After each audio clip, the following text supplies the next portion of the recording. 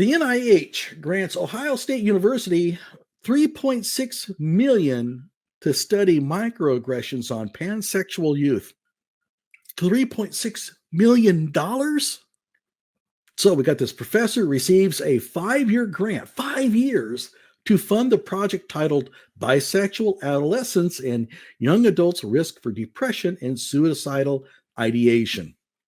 This community has been marginalized and excluded from critical health research for far too. Are you kidding me? No, it hasn't.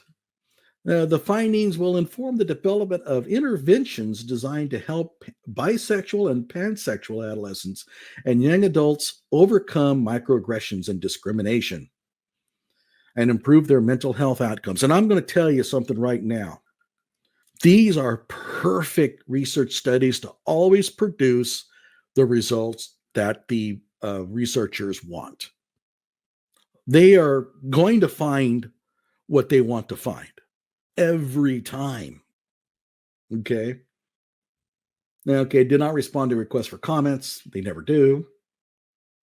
The board chairman of the medical advocacy group Do No Harm told the College Fix the federally funded study is problematic as the data will likely be unreliable and prone to bias. Gee, you think?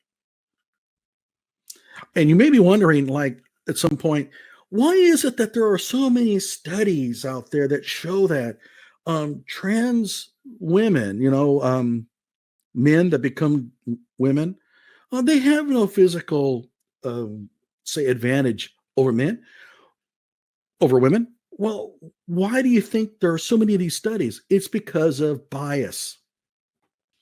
Stanley Goldfarb, and Goldfarb, I think that's a physicist. That's a pretty famous physicist. Okay, is obviously a different person. Stanley Goldfarb said measuring microaggressions is extremely difficult as questionnaires typically used often produce vague results that are particularly subject to someone's individual perceptions.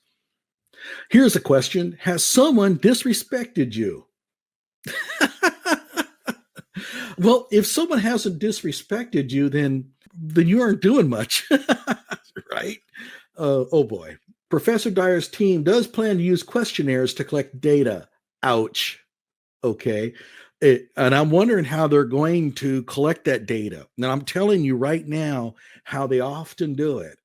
Because when I was a prof, I would get email from mostly master's level students saying, I'm conducting a study and I'd like you to submit your answers. Click on this button.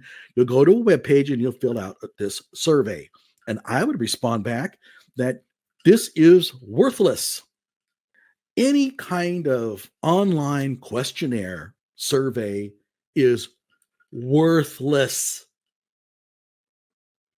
I mean, any kind of self-selected survey is going to have massive selection bias problems. 500 participants will complete surveys every 6 months for 2.5 years. Oh, who's going to be committing to that? I'd like to know that. One survey question asks, how often in the past 6 months has somebody dismissed your bisexual or pansexual identity?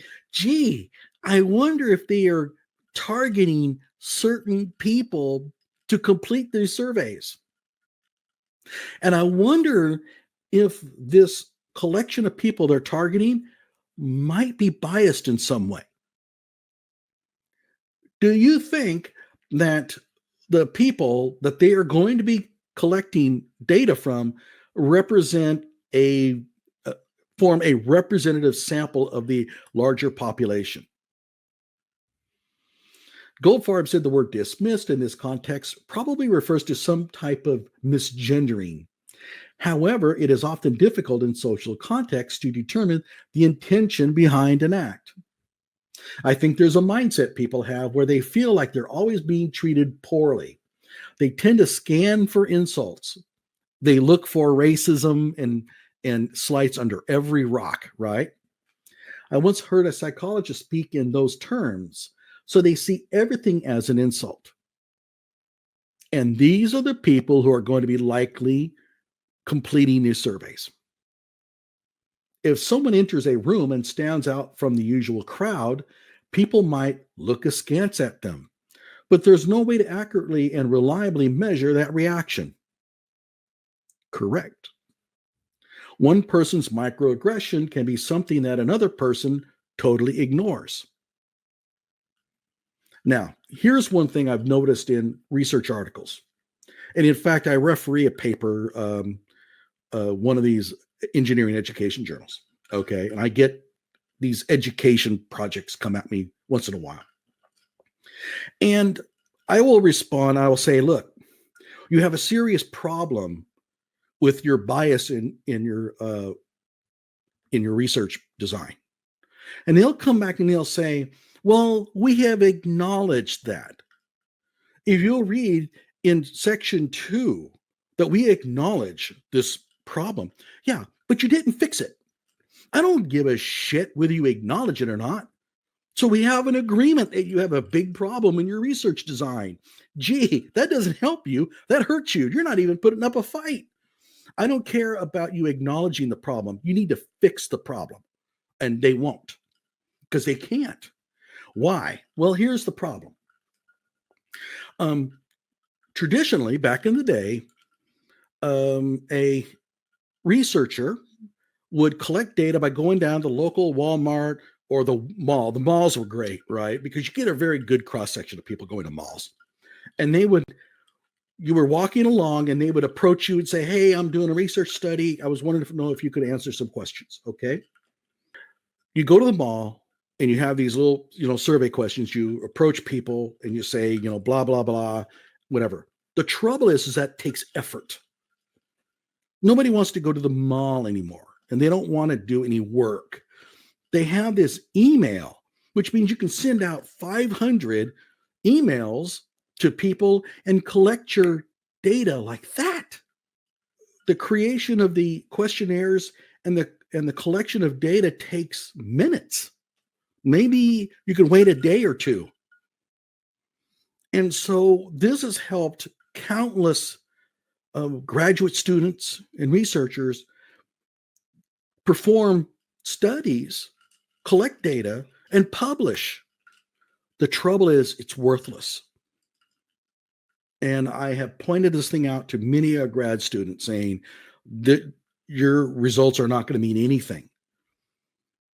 And it goes back to basic statistics, but I'm not going to go into that. The attitude of research participants can skew results, especially if researchers enlist the help of those who want to support their pre-existing worldview. So the professor is, let's say, a homosexual. He's a big activist.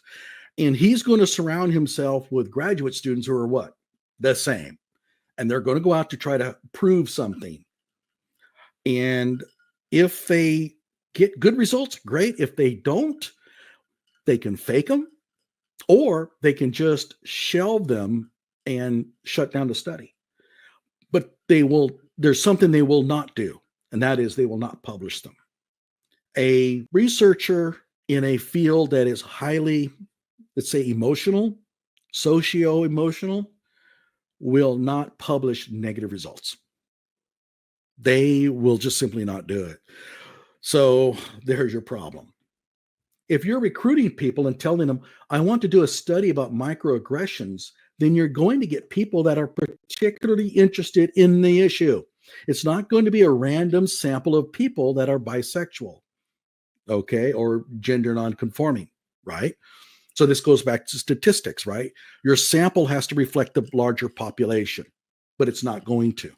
Then when you do these sorts of studies and questionnaires, people want to give the answers they think the evaluators want to hear. The evaluators don't want to hear, this is not a problem in my life. They want to hear how much of a problem microaggressions are. The whole thing is skewed and corrupted by this kind of research. Dead on. He's got it. Yep. Further, the researchers don't know that the results are generalizable or relevant to other parts of the country. Correct. I mean, you did your study in Houston, Texas. That doesn't mean that it applies to Massachusetts. However, Gold Farm City would have to read the specifics of the grant. I don't have to. I know that this is garbage. I've seen too many of them. Okay, let's go on to the next one.